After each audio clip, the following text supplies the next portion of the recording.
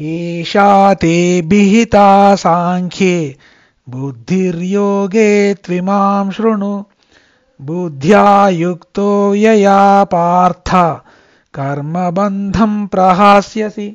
అర్జున, ఈ సమత్వ భావనను ఇప్పటి వరకు నీకు సాంఖ్యయోగం ఆధారంగా అంటే జ్ఞానం ఆధారంగా చెప్పాను. యోగం అంటే కర్మను కేవలం యాంత్రికంగా ఒక కర్మగా కాకుండా ఒక యోగంగా ఆచరిస్తే అది కర్మయోగం అవుతుంది. ఆ కర్మయోగం ఆధారంగా ఈ సమత్వ భావనను ఎలా ఆచరించవచ్చో చెబుతాను విను. ఇది తెలుసుకుంటే నీవు నీ కర్మ బంధనములను దూరంగా నెట్టివేయగలవు. దాని వలన నీకు జ్ఞానం కలుగుతుంది అని చెప్పాడు కృష్ణుడు. అర్జున, ఇప్పటిదాకా నీకు జ్ఞానయోగం గురించి ఆత్మజ్ఞానం గురించి చెప్పాను, అంటే సాంఖ్యం గురించి చెప్పాను. ఇక్కడి నుండి కర్మయోగం గురించి క్లుప్తంగా చెబుతాను అని అన్నాడు. ఇక్కడ మీకు ఒక సందేహం రావచ్చు. అన్నీ జ్ఞానముతోనే సంక్రమిస్తాయి, జ్ఞానమే ముఖ్యము, జ్ఞానముతోనే ఆత్మతత్వం బోధపడుతుంది అని తెలుసుకున్నాం కదా, ఇప్పుడు ఈ కర్మయోగం ఎందుకు అని సందేహం వస్తుంది. ఎందుకంటే అందరూ ఒకే విధంగా ఉండరు. కొందరికి పరిమిత జ్ఞానం ఉంటుంది, మరికొందరికి విశేష జ్ఞానం ఉంటుంది. కొంతమంది కర్మలను కేవలం యాంత్రికంగా చేస్తుంటారు, మరికొంతమంది అపరిమితమైన ఆసక్తితో చేస్తుంటారు. మరికొంతమంది నిష్కామంగా కర్మలను ఒక యోగంగా ఆచరిస్తారు. ఎవరైనా సరే ముందు కర్మయోగం అవలంబించిన తర్వాత జ్ఞానయోగానికి వెళ్ళాలి. పరిమిత జ్ఞానం కలవారు మొదట కర్మయోగం అవలంబించి కొంత జ్ఞానము సంపాదించి తర్వాత మెట్టు ఎక్కవలసి ఉంటుంది. కాబట్టి కర్మయోగము మొదటి మెట్టు అయితే జ్ఞానయోగము రెండవ మెట్టు అని అనుకోవచ్చు. కలియుగంలో జ్ఞాన సముపార్జన కష్టము, కానీ మోక్షము జ్ఞానముతోనే కలుగుతుంది. జ్ఞానము కలగాలంటే మొదట కర్మయోగం అభ్యసించి తర్వాత జ్ఞానయోగం అనే మెట్టు ఎక్కాలి. కానీ మనకు ఒక అపోహ ఉంది. కలియుగంలో కేవలము రామనామస్మరణ కానీ పరమాత్మ నామస్మరణ కానీ చేస్తే మోక్షం వస్తుంది అని.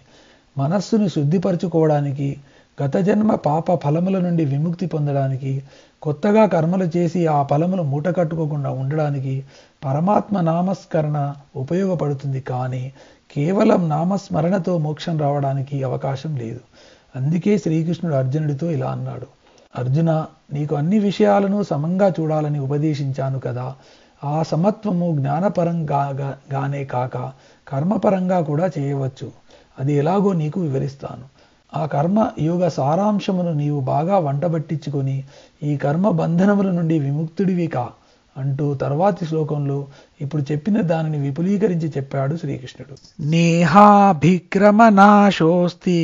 ప్రత్యవాయో న విద్యతే స్వల్పమప్యస్య ధర్మస్య త్రాయతే మహతో భయాత్. ఏ కర్మనైనా నిష్కామంగా ఒక యోగంగా చేస్తే దానికి ఎప్పటికీ అపజయం ఉండదు, విపరీత ఫలితములు ఉండవు, అన్నీ మంచి ఫలితంలే కలుగుతాయి. పైగా ఈ నిష్కామ కర్మ యోగమును పూర్తిగా ఆచరించకపోయినా పర్వాలేదు, ఎంత చేస్తే అంతవరకే ఫలితం ఇస్తుంది. ఏ కొంచెం సాధన చేసినా అది మనలను మృత్యు భయం నుండి కాపాడుతుంది. ఒక విషయం చెప్పే ముందు దాని గురించి గొప్పగా చెప్పాలి, అప్పుడే చెప్పబోయే విషయం చక్కగా అర్థమవుతుంది. దానినే భగవంతుడు ఇక్కడ చేస్తున్నాడు.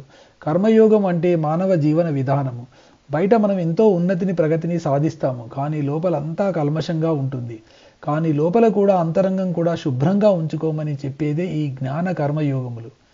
చాలామందికి ఎంతో ఐశ్వర్యము సంపదలు చుట్టూ జనము ఉంటారు, కానీ ఒంటరితనం ఫీల్ అవుతుంటాడు. ఏదో తెలియని వెలితి, ఏదో కావాలని తపన, మనశ్శాంతి కొరకు పరితపిస్తుంటారు. ఆ మనశ్శాంతి ఇదిగో ఈ జ్ఞాన కర్మయోగములను ఆచరిస్తే దొరుకుతుంది అని భగవానుడు చెప్తున్నాడు. ప్రస్తుతం అర్జునుడు అదే అశాంతితో బాధపడుతున్నాడు. ఏదో జరిగిపోతుంది అని ఆవేదన చెందుతున్నాడు. దానిని పోగొట్టడమే కృష్ణుడి కర్తవ్యము. మనశ్శాంతి మన యొక్క మానసిక ప్రవర్తన వల్ల కలుగుతుంది, కానీ మనకు ఉన్న సిరి సంపదల వల్ల కాదు అని కర్మయోగం బోధిస్తుంది. సుఖం ఎక్కడో లేదు, మనకు ఉన్న ధనము, ఆస్తి, పదవి, సంపాదన వీటిలో లేదు. ఇవి ఎన్ని ఉన్నా నిరంతరము దుఃఖంతో బాధపడే వాళ్ళు ఉన్నారు. సుఖం మనలో ఉంది, మన ఫీలింగ్లో ఉంది, మన మనసులో ఉంది, కానీ మనం దానిని నమ్మము. మనకు అంగబలము అర్థబలం ఉంటే చాలు, అన్నీ ఉన్నట్టే అని అపోహలో ఉంటాము. ధనం కానీ బంగారం కానీ ఆస్తి కానీ ఒక మేరకు ఉంటే పర్వాలేదు, అమితంగా ఉంటే అదే అన్ని దుఃఖములకు కారణమవుతుంది. కాబట్టి ధనము, ఆస్తి, బంగారము, అంగబలము శారీరక సుఖాన్ని ఇస్తాయో కానీ మానసిక సుఖాన్ని, మానసిక ఆనందాన్ని ఇవ్వవు. ఈ కర్మయోగము అనుష్ఠానం చేస్తే ఎవరికీ అపజయమే ఉండదు. చేసిన కర్మలకు విపరీత ఫలితములు కూడా రావు.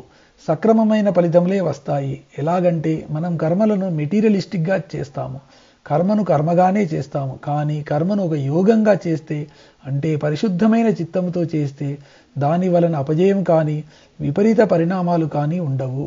ఏవేవో కోరికలు కోరుకుంటూ కర్మలు చేస్తే ఆ కోరికలు తీరకపోతే విపరీత పరిణామాలు సంభవిస్తాయి.